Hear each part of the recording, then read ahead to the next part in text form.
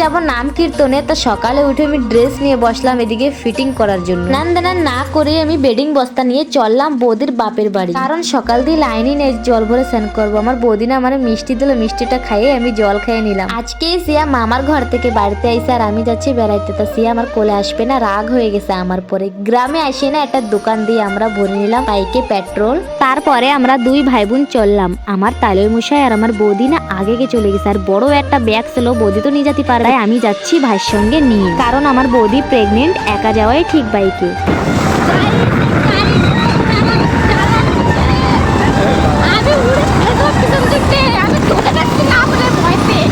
আমি আমার ভাইয়ের ঘাড় ধরে গাড়িতে বসে রয়েছি। গাইস আমার খুব ভয় করতেছে, কারণ কি এরম স্পিডে গাড়ি চালাচ্ছে না, আমার পুরনো ফিউজ উড়ে গেছে। আরে ভাই তুই আস্তে চালা, তোরই ভালো হবে। আমার বৌদির বাপের বাড়ি যাওয়ার সময় রাস্তা এই ড্যামটা বাদে খুব সুন্দর। যাওয়ার সময় দেখলাম ছাগল চড়াইতে যাচ্ছে মানুষ, ঘরে এসে দেখলাম আয়শা ছাগল নিয়ে বইছে।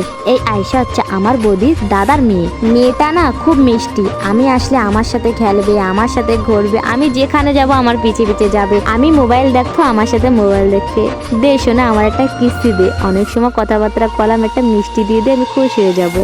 আর একটু পরে আমার বৌদিও চলে এসেছে, আমার আগে বেরোইছে বৌদি, লেকিন আমার পিছিয়ে পিছিয়ে এসেছে, কারণ আমার বৌদি প্রেগনেন্ট মানুষ না, গাড়ি ঘোড়া ধীরে চালাই, শায়দ ব্যাংকের কিছু পার্সেল বা নোটিশ হবে, তো আমার বৌদি নিয়ে রাখলে ওটা, আর আমি সাইন করতে নামলাম।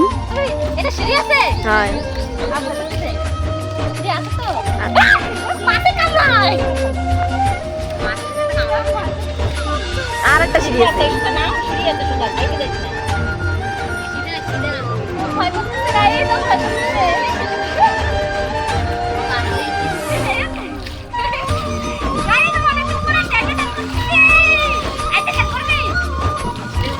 গাইস তোমরা আমার খুশি আর উৎসুকতা দেখে মানে ভাবতেছো যে আমি নাটক করতেছি, লেকিন না, আমি আজকে অনেক দিন পরে মানে 1 বছর বা কয় মাস পরে আমি ড্যামে স্নান করতেছি, আমি নিজেও জানি না, কিন্তু আমি না খুব মজা পাচ্ছি, কারণ অনেকদিন পরে পুকুরে স্নান করতেছি। তো গাইস আমি না সাঁতরাতে পারি ছোটবেলার দিই, আমার ডুবার কোনো ভয় নাই। স্নান করে ড্রেস চেঞ্জ করে এলাম, এখনো যাব ঘরে। ঘরে এসে দেখলাম আমার বৌদির যে চাল ভিজাচ্ছে গাইস, কারণ কি আজকে পিঠা বানাবো। আর এদিকে আমি আর আয়শা বসে গেছি ভাত খেতে, সেদ্ধ ভাত খাচ্ছি আজকে, কারণ আজকে নিরামিষ সোমবার না, তাই। তারপরে দেখলাম ফ্রিজে তরমুজ, আর সহ্য হলো না লোক।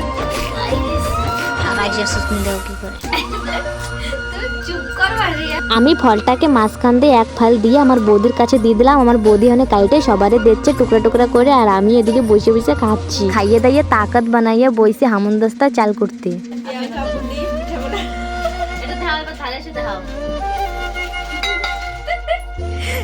আমি একটু হিন্দিতে কথা বলে নিলাম।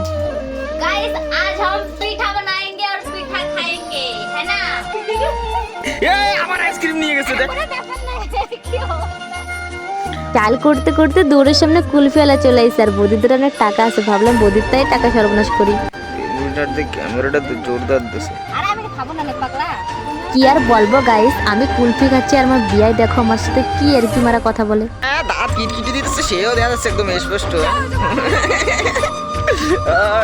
একদম স্পষ্ট বোঝা যাচ্ছে কিন্তু।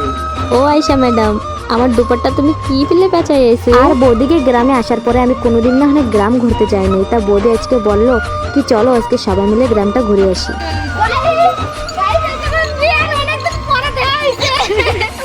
মুখ দেখাও।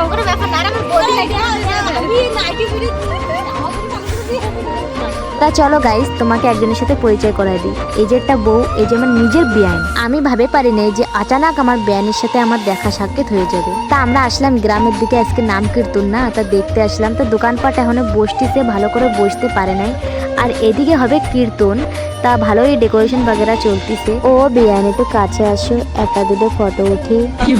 আর ঘরে যাওয়ার সময় আমার বিয়ান নিল একটা ব্লেড বুড়ি থ্রেডিং করার জন্য, আর কি গন্ধ রাস্তা দিয়ে গাইস টিকা যায় না। বৌদি আমার কি খুব মজা আসে, মজা দিচ্ছে মানে গন্ধ শুকাচ্ছি, তোমার গন্ধ আমি উল্টি করতে পারি।